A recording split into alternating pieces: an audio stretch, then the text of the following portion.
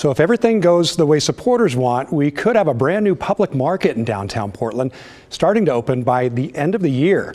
The James Beard Public Market has been a Portland pipe dream for 2 decades now, but it's closer than ever to becoming a reality. Last fall, the market's executive director announced they'd found a location for real this time. Over the years, the market has looked at spots near the Morrison Bridge and over by OMSI. But in October, they said they'd secured a location on Southwest 6th in Alder. That's just a block north of Pioneer Courthouse Square. They bought the building just last month. When it opens, the market will house 40 small businesses, including a teaching kitchen, restaurants, and bakeries, farm stalls, and even an event space, which sounds pretty good, but there are obviously still some hurdles. The big one is always money. The market says they have about $3 million in public and private investment, but now they're going to the state asking for $10 million more. Representative Shannon Jones-Isidore, who represents downtown and Northwest Portland, is sponsoring House Bill 3377. If passed, the bill would infuse the James Beard Public Market with $10 million from state lottery bonds, and the money would go toward construction of the market. The bill got its first public hearing this week. Here's what the market's executive director, Jessica Elkin, making her pitch to lawmakers. One example of the power of public markets as a driver of economic development is Pike Place Market in Seattle. I'm sure many of you have been there. It is widely considered the single most successful economic development project in Seattle's history. Pike Place Market draws nearly 10 million visitors a year, generating over $200 million in economic activity and supporting thousands of jobs in retail, hospitality, and agriculture. This market has helped revitalize their downtown waterfront area and played a key role in building the local economy. The James Beard Public Market has the same potential for Oregon to drive tourism, create jobs, and foster a local sustainable food economy. The group Travel Oregon also testified, agreeing that this market could be a big boost for tourism. We've seen in our visitor profile data that more than 80% of visitors to Oregon said Oregon's food scene was important or very important in their decision to make the trip to Oregon. And we know that while they're here, it has a major economic development impact as well. Visitors are spending as much on food service as they are on accommodation in Oregon. So it's taking up, a major element of their vacation and of their trip.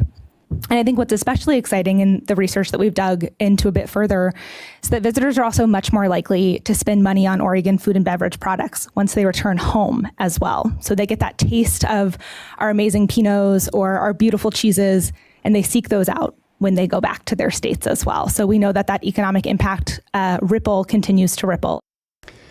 So lawmakers on the House Committee on Economic Development, Small Business and Trade, where the hearing was held on Wednesday, seemed open to the idea, agreeing that a vibrant Portland helps the whole state.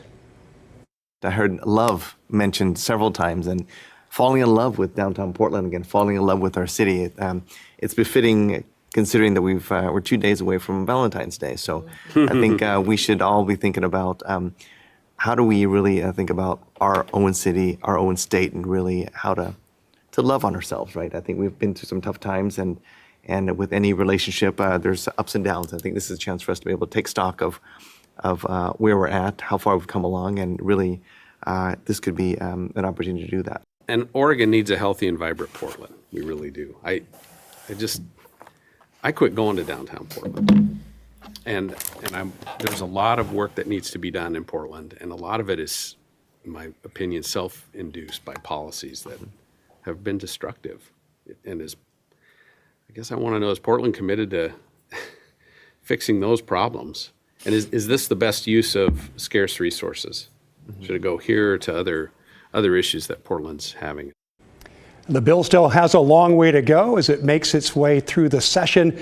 We will certainly keep you posted on how it goes. But for now, we want to bring in Representative Shannon Jones-Isidore, the bill's chief sponsor here. And as we mentioned, you're a Democrat representing downtown Portland. Absolutely. Great to have you here. Thank you for having me. You bet. So tell us what you think this will mean for downtown Portland to have this public market in place. Absolutely. And thank you for having me in such a fantastic project.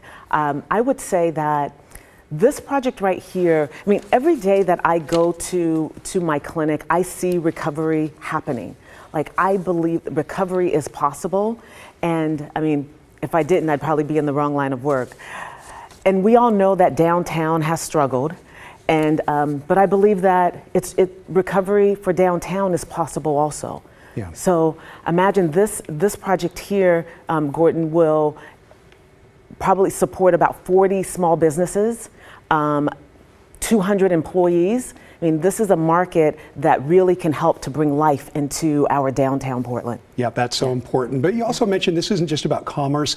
And statewide, this is really about our identity here in Oregon. Absolutely. It is about our identity, and it's about being able to bring our rural and urban economy.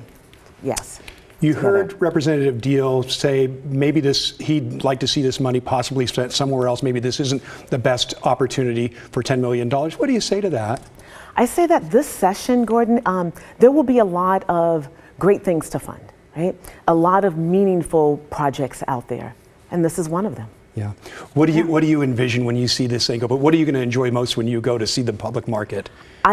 What I'm most excited about is that people will be working, a vibrant place that is really displaying Oregon's bounty.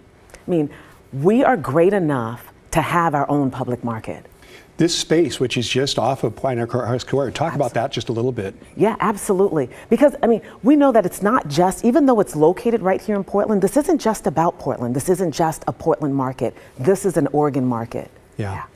Well, I also want to ask you, how confident are you that this might actually come to fruition? You get the $10 million to make the James Beard public market even better. Yeah. We'll see what happens. But not only am I passionate about this project, it's not just me. There are several other leaders, visionaries, legislators, Congress people who are excited about this market also, and really believe that this can be a great return on investment for Oregon. Next steps, where does it go from this one committee hearing so far? Yes, so from here, we'll see how it gets out of the committee and how it moves along. Okay. Yes. Well, exciting to hear from you about this. I know it's been a long time, building, right? Yes, Yeah. It really has. But right now, I mean, we've secured the building, and that's been a major step in this process. Yeah, you have no doubt it's going to happen, but whether the state's going to kick in that much to help it be even better, is that accurate? That's accurate. All right. Yes. Well, thank you so much, Yes. Representative Isidore. We appreciate you coming in tonight Thank on you a for Friday having me. night, and I hope you have a great weekend. Absolutely. Thanks for having Okay, me. you bet. Thank you. All right, now it is your turn to weigh in. What do you think about the James Beard public market? Would it bring you back to downtown?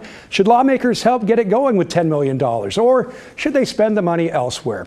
Email the story at kgw.com or go the old-fashioned way, call us and leave a voicemail at 503-226-5090.